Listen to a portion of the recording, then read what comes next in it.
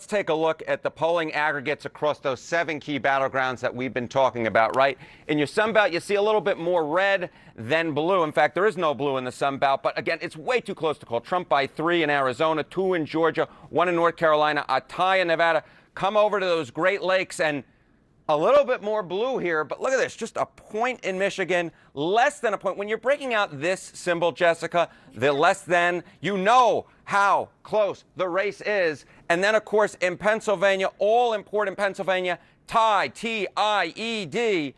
That's the bottom line of this election. Way too close to call at this point. All of the key states within a couple of points, and arguably the most important one, Pennsylvania, T-I-E-D. Just tied. Put that in terms of the electoral map for us. How does that bear out? Yeah, how does the electoral map bear out? Well, if the results match the polling averages, guess what? Neither candidate gets to 270 electoral votes. I don't even know what other way to put it, because Pennsylvania becomes the all-important key state. Whoever wins Pennsylvania wins the election. We've been talking about it week after week after week. The Commonwealth of Pennsylvania, just to the southwest of me here in New York City, becomes the all-important state. If you can figure out who wins Pennsylvania, you probably know who's going to win the election, because at this point, the polls can only tell you that both candidates are short of the 270 electoral votes needed to win. That is, of course, if the polls are actually right on the money, which they probably won't be. Okay, explain that to us, because they're not perfect. No, they are not perfect. So, let's go through history, right? Let's go back since 1972 and look at the key battleground states and say, how off were the polling averages? The polls aren't perfect. They are a tool. They get you in the neighborhood. But when the race is this close, when all the key battleground states are within 3 percentage points, that's within the average error band. The average error band for state polling average since 1972 is, get this, 3.4 points. 3.4 points. And then if you talk about a margin of error, right, like a 95% confidence interval, we're talking about more like plus or minus 9 points. All of the key battleground states are within this error band, and they're actually within the average error band as well. So let's kind of talk about what happens if you have an average error and apply it to the electoral map, right? Well, if we have an average error and Donald Trump benefits from the average error, guess what? He gets way past 270 electoral votes. He gets to 312. Why? He carries all the Great Lake battleground states. He carries the Southeast battleground states in North Carolina and Georgia. And he carries Nevada and Arizona out west. But of course, Jessica, there's no guarantee that the polls being off would necessarily benefit Donald Trump, even though they did both in 2016 and 2020. Because they could, in fact, the polling miss could benefit Kamala Harris like it did the Democrats back in 2022. If there was, in fact, a polling miss that benefited Kamala Harris, an average polling miss, she'd get north of 300 electoral votes. Look at that. She'd get to 319. Why? She'd carry the Great Lake battleground states, right? She'd carry Wisconsin, Michigan, Pennsylvania. She'd carry the Southeast battleground states, Georgia and North Carolina. And she'd carry the Southwest battleground states of Nevada and Arizona. So the bottom line is this. The polls at this point point to a race that's way too close to call, but an average miss in either direction could turn this into an electoral college blowout. We just don't know at this point. We just jumping off point with these blue wall states, which do probably represent the straightest path to victory for either one of these candidates. Yeah. What do you make of the state of play in those right now? Yeah, well, first of all, I coined the blue wall back in 2009, and initially it referred to the 18 states that ultimately voted Democratic in all 6 elections from 92 to 2012. The most states either party had won over 6 consecutive elections since the formation of the modern party system in 1828. Trump, of course, famously dislodged Michigan, Pennsylvania, and Wisconsin from the blue wall in 2016. And now when people talk about the blue wall, they're usually referring just to those 3 states.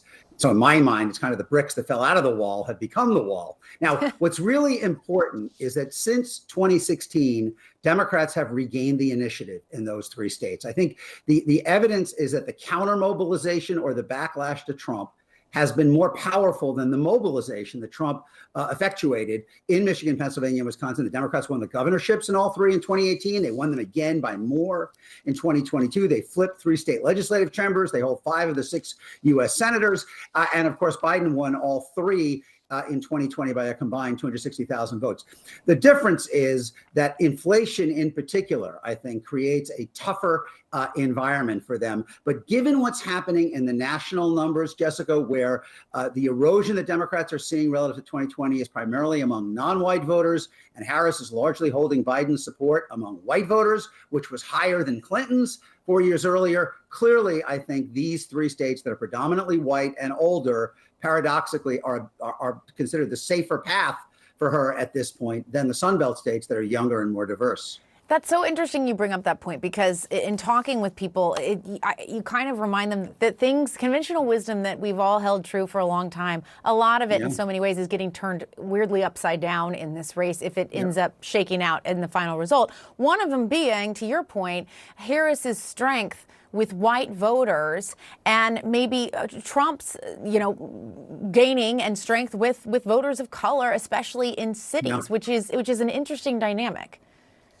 Right. I mean, race and age are kind of narrowing as divides in this election, and gender and education levels are widening in this election. And, if you kind of look at it that way, in the Sunbelt states, such a high percentage of the electorate overall, and certainly such a high percentage of the Democratic coalition, are voters of color, that even small shifts away from the Democrats, particularly, what we're seeing among Latino voters, we'll have to see how much actually pans out among Black voters, but possibly some among Black men. Even small shifts can be really damaging to their ability to win those kind of states where it is generally tougher to win white voters. Historically, Democrats have run better among white voters in the former blue wall states of Michigan, Pennsylvania, and Wisconsin. And as I said, they are a larger share of the electorate, 80% in Michigan, 80% in Pennsylvania, 90% in Wisconsin. So you have a scenario where it's not hard to imagine that Harris's advantage in the popular vote will erode from what Biden did in 2020. He won the popular vote by 4.5 points. Maybe she might only win the popular vote by as little as Hillary Clinton did, 2 points, or even less. But even if she does, if she's holding her support among white voters, she will be better positioned than Clinton was to still hold Michigan, Pennsylvania, and Wisconsin with a narrow advantage in the popular vote. And, Pennsylvania obviously is the toughest of the three. We've been accustomed to the idea that all three of these states vote to the right of the nation overall, because they did in 2016 and 2020. But it was the opposite in the first 4 elections in this century. And if we have this kind of inverted pattern of racial support, it would not be surprising to me if, in fact, these states vote more Democratic than the country overall. Or something very close to the overall national level.